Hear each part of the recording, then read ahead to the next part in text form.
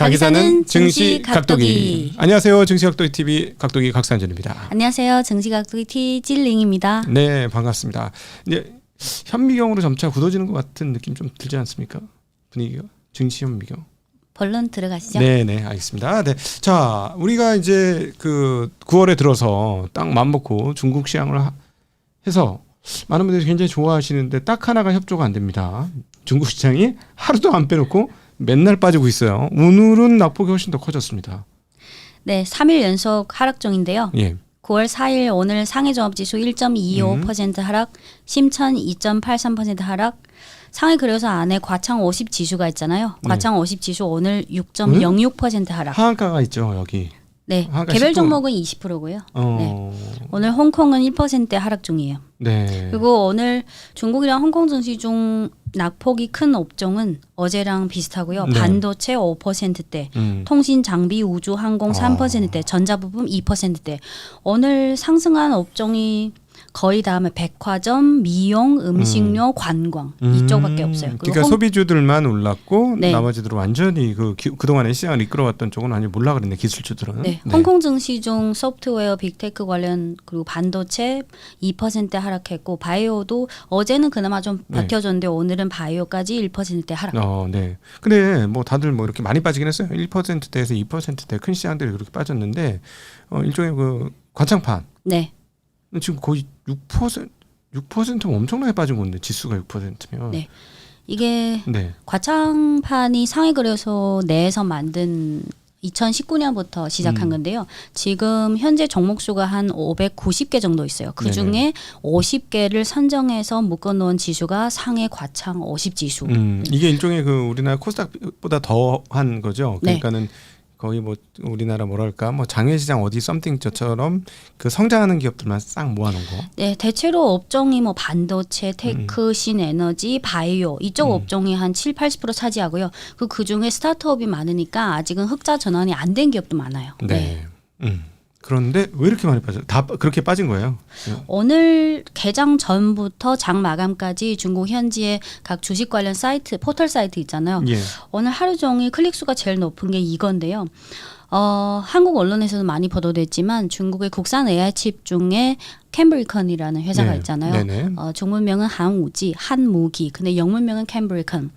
근데 요 상해 과창 지수 요 50개 종목 중에 가장 비중이 큰 게 1번이 캠브리컨이에요. 네, 주가 지금 워낙 많이 올랐죠, 최근에.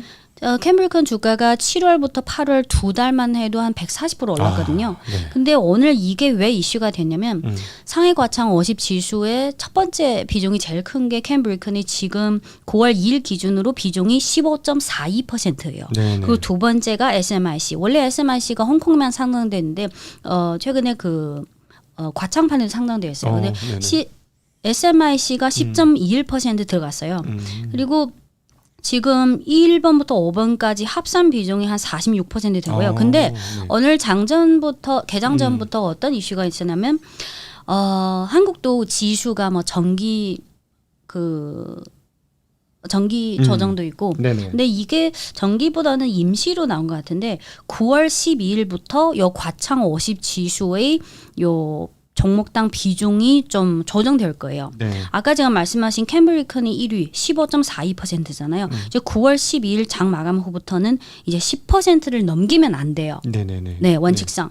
그러면 중국 현지에도 각 자산운용사들이 요 과창 50 지수랑 직결되어 있는 ETF가 엄청 많잖아요. 그렇죠. 요 ETF를 합치면 한 원화로 35조 원 돼요. 근데 9월 12일 장 마감 후부터 요 지수 편성 방법이 달라지면 캠브리컨의 비중이 기존의 15.42%에서 이제는 10%예요. 비중 조절을 한다는 거죠? 네, 9월 12일 장 마감 후. 근데 이렇게 되면 중국 현지의 요 과창 50 지수가 들어간 ETF가 지금 35조 원인데 그 15%가 10%로 줄어들어야 되잖아요. 그러면 이런 지수 변경 때문에 유출돼야 할 자금이 100억 위안, 원화로 한 1.95조 원. 네, 캠브리컨이 30 몇 조라는 얘기인가요? 아니요. 네, 시장 전체가 그 상해 과창 50 지수 지수랑 직결된 중국 현지 ETF 규모가 35조 원 정도. 네네네. 근데 캠브리컨 비중이 그 지수 변경 때문에 줄여야 되니까 거기에 해당되는 100억 위안, 한 예, 예. 1.95조 원 자금이 이제 나가야 된다. 그렇죠. 네. 네. 그래서 오늘 캠브리컨이 어제 한 5%대 하락하고 오늘 캠브리컨이 14% 급락했어요. 네. 그리고 저기 뭐 그 블룸버그가 그 전달하는 외신은 이겁니다. 네. 너무 과열이 된 것 같으니까 좀 과열의 속도를 좀 늦추기 위해서 공매도를 다시 재개하겠다. 일부 제한적으로 뭐 이런 얘기가 나오던데요. 요거는 중국 현지 보도라기보다는 블룸버그를 비롯한 외신에서 스팟성으로 보도한 건데요. 네네.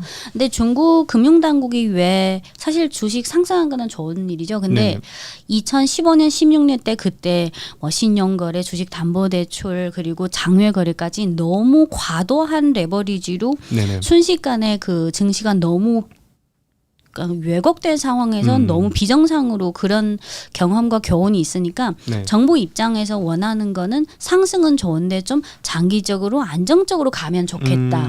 그래서 아직은 아까 말씀하신 블룸버그 그 기사가 뭐 실제로 어떤 조치로 나온 건 아닌데 네네. 어쨌든 만약 과열이 심해지면 약간의 수위 조절은 필요할 수 있다. 네. 네. 그리고 네. 하여튼 뭐 정부의 힘이 굉장히 세긴 셉니다. 정책의 힘도 세고. 그러니까 시장에 대해서도 사실 9월달 이후로 정책이 미룬 거고, 그죠? 네. 정부 정책이 미룬 거고 지금은 이런 얘기가 나오면 사실은 움찔하겠어요. 투자자들은 아무래도.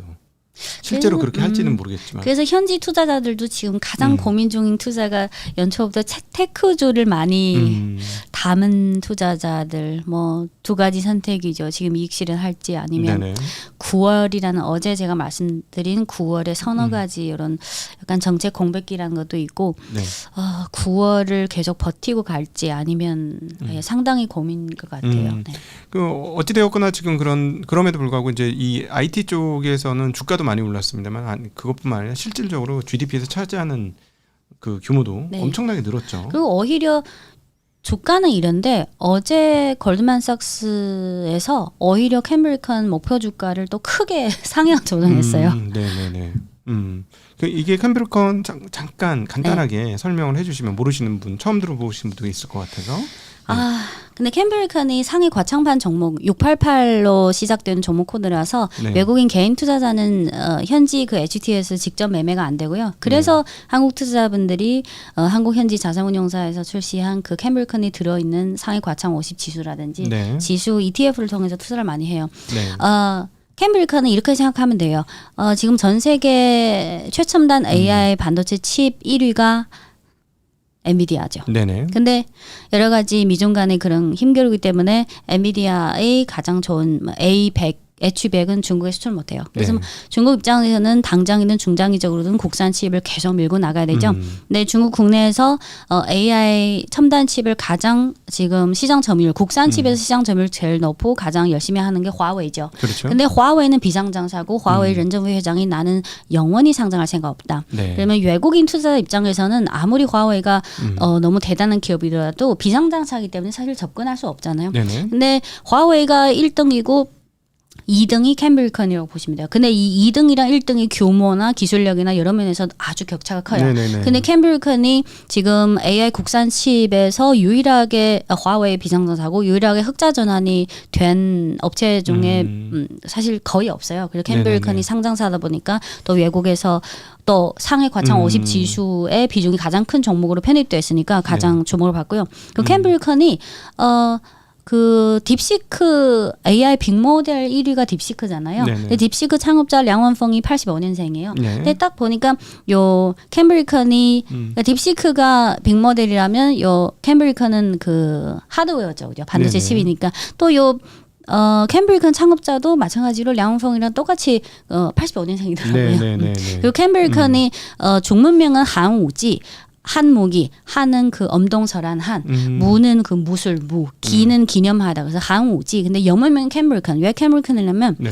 캠브리언이 그 5억 년 전에 무슨 고생 그 고생대 같은 거. 고생대에서 그 생물 다양성이 가장 폭발적으로 그게 네. 5억 년 전에 캠브리안. 근데 캠브리안 플러스 실리콘. 그래서 캠브리컨. 네네. 그래서 네. 지금 원래는 중국의 빅테크 업체들이 과거에 제재가 없었을 때는 당연히 엔비디아의 칩을 샀는데 네. 이제는 상황이 이러니까 점점 화웨이 칩, 캠브리컨 칩, 점점 중국 국산 칩의 시장 점유율이 이제 저는 시간 문제라고 생각해요. 중국 국내 시장은 과거에 제재가 없었을 때는 네. 엔비디아가 시장 점유율이 95% 이상, 제재 후에는 50% 이제는 더 떨어지겠죠. 네. 그 대신 그 시장을 화웨이랑 플러스 캠브리컨 플러스 기타. 그래서 한국 기사에 이런 표현 쓰잖아요. 캠브리컨은 중국판 엔비디아다. 근데 저는 이건 정확하지 않고요. 중국판 엔비디아는 화웨이 플러스 캠브리컨 플러스 두세 개. 네, 해야 그렇게 나온다. 네. 뭐 이런 얘기시잖아요. 아니 네. 뭐 그 라이징 스타니까 네. 뭐 그렇게 보는 거고.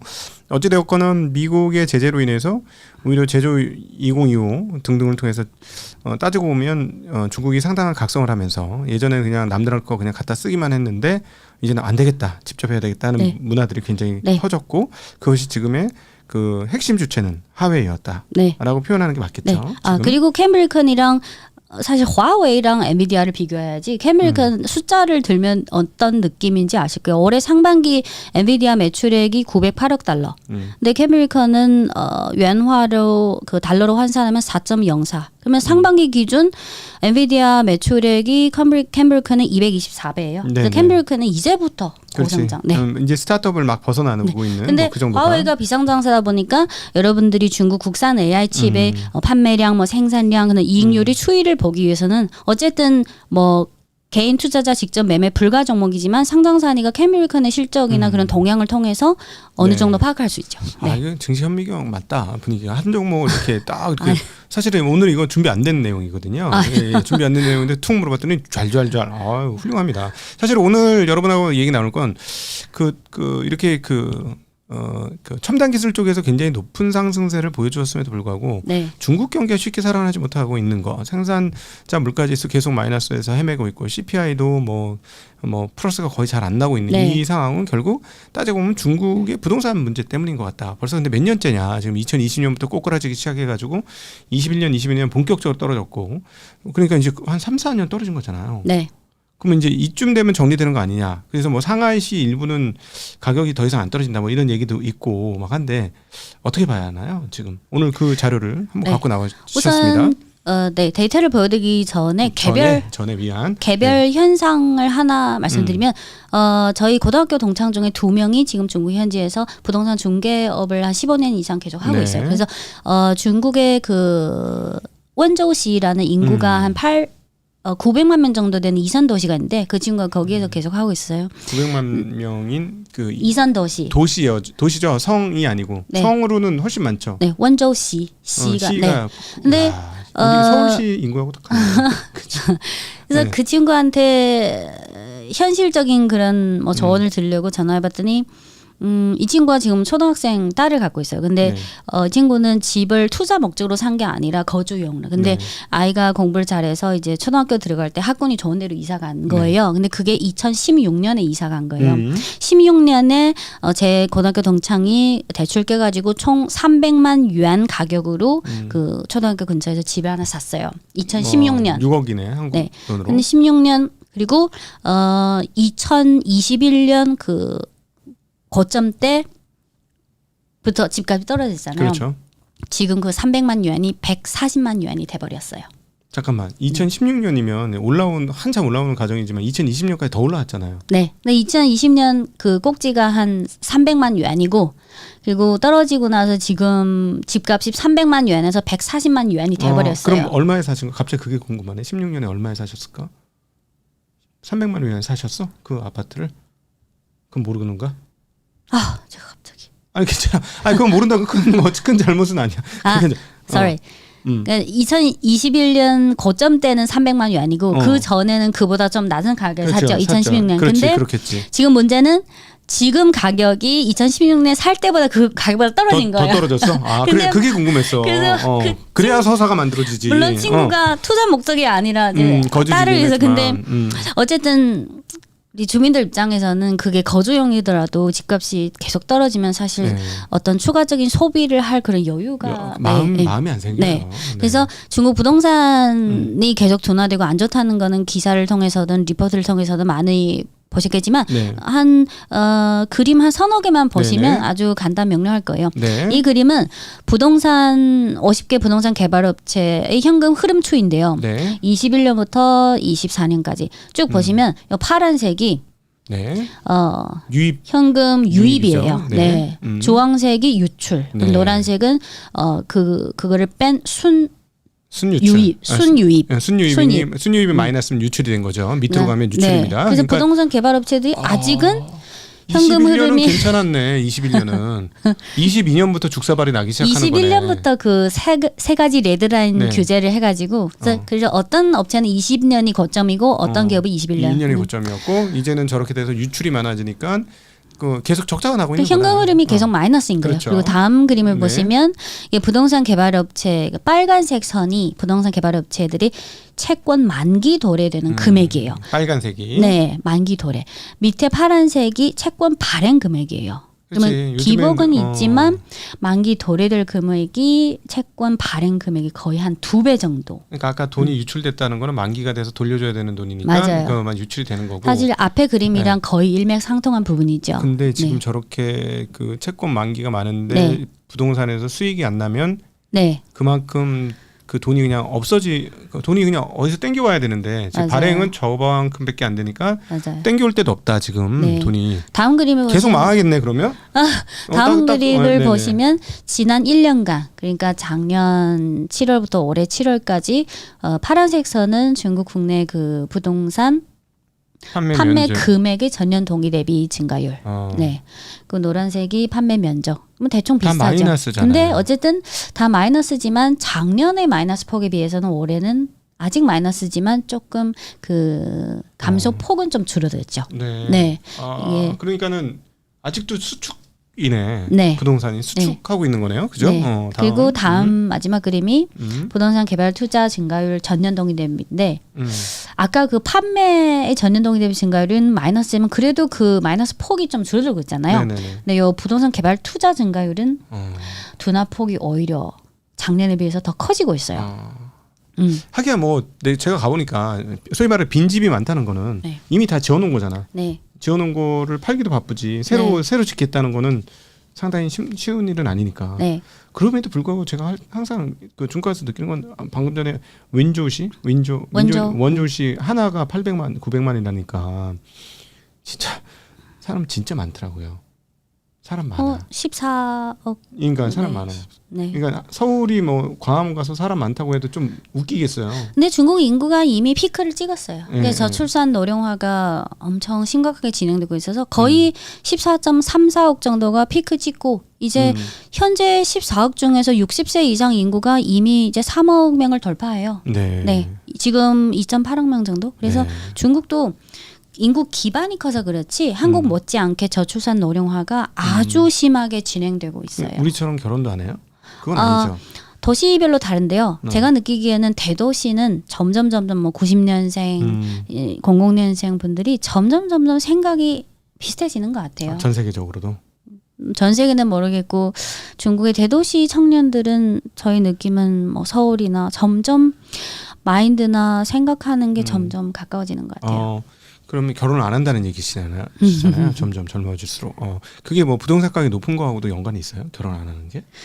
그런 게 있겠죠. 중국은 대체로 뭐 저희 세대까지만 해도 결혼하면 어쨌든 둘이서 열심히 뭐 대출을 껴고 집을 사거나. 근데 지금은 근데 그것도 있고 어떤 삶이나 라이프 스타일에 대한 추구하는 그 가치가 많이 달라진 것 같아요. 네. 그러니까 뭐 그렇게 아름다운 가정을 이루어서 애를 낳고 우손도손 살자가 아니고 그냥 내 인생 즐기면서 살아야 된다. 과거에는 대체로 대부분 사람들이 결혼하고 자녀를 낳으니까 그게 당연한 것처럼 지금은 그게 당연하기보다는 어떤 선택이라고 할 수 있죠. 네. 자, 오늘도 시간이 많이 갔는데 여러분들이 오케이 하신다면 어제 얘기하고 싶었던 앞서 근데 얘기를 많이 했던 부동산 관련해서 한 가지 꼭 짚어드려야 되는 게 방금 말씀드린 그 몇 개 지표는 계속 둔화된 지표라서 아주 부정적으로 보이잖아요. 근데 길게 보면 지금 한국의 전체 GDP에서 부동산이 전체 GDP에서 차지하는 비중이 비중? 얼마인지 모르겠는데 중국은 2000년부터 지금까지 딱 25년의 변화를 보면요. 2000년 당시에는 중국의 전체 GDP에서 부동산 개발업 플러스 부동산 개발업이 한 4.8%. 네. 그러면 거기다가 철강, 시멘트, 건설, 인테리어, 가전, 금융 뭐까지 다 합치면 10% 넘죠. 근데 50%. 10% 넘죠. 10%. 네. 네. 근데 그 당시 2000년에 중국의 전체 GDP에서 하이테크가 차지하는 비중이 한 3%대예요. 예. 그게 2000년이고, 근데 계속 시간이 흘러서 10년 후에 2010년이 되면 그 부동산 개발업의 비중이 6%대로 올라왔어요. 네. 그러면 그 대신 하이테크는 8.9%까지 올라왔어요. 네. 그리고 또 2016년이 되니까 부동산 개발 플러스 그 파생되는 그 모든 산업까지 합치면 한 16%대가 돼요. 네. 그리고 2020년이 되면 이게 비중이 14.5%. 근데 중요한 거는 중국의 전체 GDP에서 2020년이 되니까 하이테크가 차지하는 비중이 12%대가 됐어요. 네네, 많이 쫓아왔고. 네. 그리고 가장 최근에 2024년 기준으로 부동산 플러스 기타 등등. 그러면 한 9.1%. 많이 줄었네요. 근데 하이테크는 한 17, 18%가 되죠. 역전. 그러면 이렇게 추론하면 한 2023년, 24년쯤에 중국의 전체 GDP에서 하이테크가 차지하는 하이테크 산업이 차지하는 비중이 부동산을 살짝 넘었어요. 넘었다. 근데 네. 그럼에도 불구하고 넘었는데도 불구하고 부동산이 전체 경기에 미치는 영향이 더 크잖아요. 그렇죠. 그거는 네. 두 가지만 예를 들면 돼요. 예를 들어서 일자리 창출 효과의 경우 예를 들어서 부동산을 100을 투자했다. 그러면 그 일자리 창출 효과가 한 1,500이 나와요. 네. 근데 하이테크는 자동화 생산 라인이 많잖아요. 네네네. 그러면 1,500만 명의 3분의 1밖에 안 나와요. 네. 그리고 또 하나 예를 들면 부동산을 100을 투입했을 때 그 업스트림, 다운스트림 전체 네. 밸류 체인에 그 창조할 수 있는 그 금액이 한 1.7. 네. 100이면 한 170 정도. 근데 하이테크는 워낙 생산 자동화가 많이 그렇지. 됐으니까 한 130 정도. 네. 그래서 아직은 전체 경제에서 하이테크가 차지하는 비중이 더 훨씬 높아져야지 네. 부동산이 그 경기에 미치는 부정적 영향을 더 많이 상쇄시킬 수 있어요. 예. 그래서 저는 지금은 거기로 가는 어떤 네. 네네네. 시간이 다 돼가지고 아. 런정페이 회장은 내일 해야 될 것 같습니다. 근데 이거 굉장히 유익했어요. 너무 좋았는데. 렌정페이 그거 딱 하나만 얘기하고 내일 왜 상장을 안 하는가? 2014년, 16년, 20년 한 3번 정도 렌정페이 회장이 상장 안 하는 이유에 대해서 딱 집어서 얘기했는데요. 네. 근데 렌정페이 회장이 남성이고 44년생이라서 제가 읽는 것보다는 2014년에 렌정페이 회장이 상장 안 하는 이유에 대해서 어떤 본인이 도기님이 렌정페이 회장 44년생 아주 중후한 목소리로 이거 제가 박스를 친 거를 읽어보세요. 이게 내가 상장 안 하는 이유다. 자본시장은 항상 탐욕스럽다. 하웨이가 성공할 수 있었던 것은 어떻게 보면은 상장하지 않았기 때문이다. 전통 경제학의 많은 이론에서 주주들이 장기적 관점을 갖고 단기 이익을 추구하지 않으며 미래에 매우 합리적이고 근거 있는 투자를 한다라고 말은 하지만 현실의 주주는 항상 탐욕스럽고 가급적 빠른 시일 내에 회사의 이익을 한 방울이라도 더 쥐어짜고 싶어한다. 하지만 그 회사를 소유한 사람은 그렇게 탐욕을 부리지 않는다. 우리가 동종업계 경쟁자들을 추월할 수 있었던 이유 중 하나가 바로 우리가 상장하지 않았기 때문이다. 네.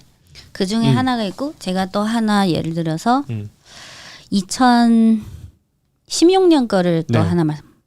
우리는 이익을 그다지 중요하게 생각하지 않으며 오로지 이상과 목표를 위해 분투하는 것이다.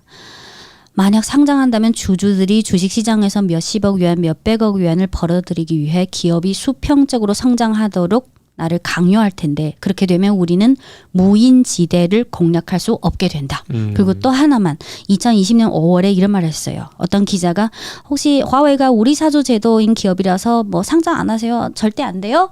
그 질문에 아마 상장할 수도 있다. 하지만 화웨이가 상장하려면 아마 3,000년 이후가 될 것이다. 화웨이가 축적한 부는 한 명 한 명의 직원의 머릿속에 있고 회사는 주식의 방식으로 직원들이 어제 한 노동에 보답하겠다. 그럼 배당을 많이 준다는 얘기인가? 네. 우리 사주는 있으니까? 화웨이 업무 강도가 높은 대신 인센티브나 그런 거는 확실히 주거든요. 그러니까 우리 사주면 우리 사주 상장도 안 되는 우리 사주가 화웨이 직원 수가 20만 명인데 그 중에 한 10만 명이 우리 사주에 가입되어 있고요. 렌정페이 회장은 그 지분율이 1%도 안 돼요. 네. 근데 그렇게 아니 우리 사주가 상장 안 된 게 의미 있으려면 배당을 많이 줘야 되는데. 네. 네, 배당을 주겠다는 얘기, 배당을 준다는 이미 얘기는 많이 주고 있어요. 예, 화웨이는 그러니까, 인센티브 말고 배당. 배당도 그렇고요. 네. 그래서 화웨이 저도 가족 중에 화웨이 직원은 아니지만 화웨이 핵심 공급사 중 하나에 그래서 업무 때문에 매월 화웨이 본사로 출장 가는 가족이 있는데 이게 결과물이 나오면 그만큼 대우해줘요. 확실히. 이게 보니까 잘 되는 기업들은 대체적으로 이런 성향이 있는 것 같아. 예전에 화웨이 렌정베이 회장 그 2019년에 미국 제재 받은 첫 해에 그 국내외 언론들이 다 인터뷰하잖아요. 인터뷰하다가 이런 말을 했어요. 내가 우리 엔지니어들 직원들한테 항상 교육하는 말이 있다. 인센티브 뭐 배당 그리고 보너스 나오면 땅 쓸데없는 짓 하지 말고 집에 가서 와이프한테 백이나 사줘라. 그 인터뷰에서 그런 말 하더라고요. 그랬구나. 갑자기 그러니까 화웨이 얘기를 하니까 저는 사실 지금 가장 그 눈에 띄는 회사 중에 하나는 중국 기업 중에서는 DJI입니다. DJI. DJI. DJI가 제가 이제 유튜브를 하고 그 블로그를 좀 찍잖아요. 네. 그래서 중국 그 블로그 자전거 타면서 찍고 중국 가서 찍고 그거 하는데 최신 버전을 작년에 샀단 말이야. 와, 근데 고프로라는 회사가 있어요. 똑같은 거 액션 캠을 만드는. 네. 제가 그 DJI 옛날에 포켓도 쓰고 이 신형 액션 캠을 썼는데. 네. 이거 고프로 큰일 났네. DJI가 지금 전 세계 시장 점유율 70%대잖아요. 미국의 경찰 시스템이나 그러니까 DJI가 사실은 미국의 제재 리스트에 있는 기업이에요. 네. 그러니까 근데 DJI가 없어서는 안 돌아가잖아요. 그리고 DJI 창업자가 왕타오라는 80년생인데 젊네. 네, 이게 그 화웨이 렌정웨이 회장은 44년생이고 DJI 창업자 왕타오는 80년생이고 딥시크 창업자 량원펑은 85년생, 그리고 아까 그 캠브리컨 창업자도 85년생, 그리고 휴머노이드 로봇 1위 업체 유니트리 창업자가 90년생. 네. 그리고 왕타오가 저는 좋아하는 뭐 자료도 많이 보지만 중국 현재 이름 될 만한 기업 뭐 창업자들 인터뷰를 보는 걸 즐겨요. 근데 왕타오가 과거에 인터뷰 심층 인터뷰했을 때 항상 강조하는 게 과거의 기준으로 지금이랑 미래를 보지 말라. 그건 맞는 말이지. 네. 자, 시간이 많이 갔습니다. 자, 오늘 중국 시장 중국 시장이 3일 연속 빠졌다는 소식, 그리고 기술주들의 하락이 매우 크게 나타났다는 사실, 반면 소비자들은 잘 그 사이에서 버텼다는 이야기 올려드렸고, 부동산 경기의 하락이 지금 중국에 어떤 영향을 미치고 있는지에 대해서 간략하게 자료를 통해서 한번 알아보는 시간 가졌고, 런정페이 회장의 발언을 통해서 화웨이가 왜 여기까지 오게 됐는지를 한번 살펴보았습니다. 내일은 아마 부동산 정책 관련 좀 더 보완해야 될 것 같아요. 오늘은 시간 관계로 왜 이렇게 둔화됐는지. 네, 알겠습니다. 자, 여러분 함께해 주신 모든 긴 시간 함께해 주신 모든 분들께 진심으로 감사드리고 인사드리겠습니다. 안녕.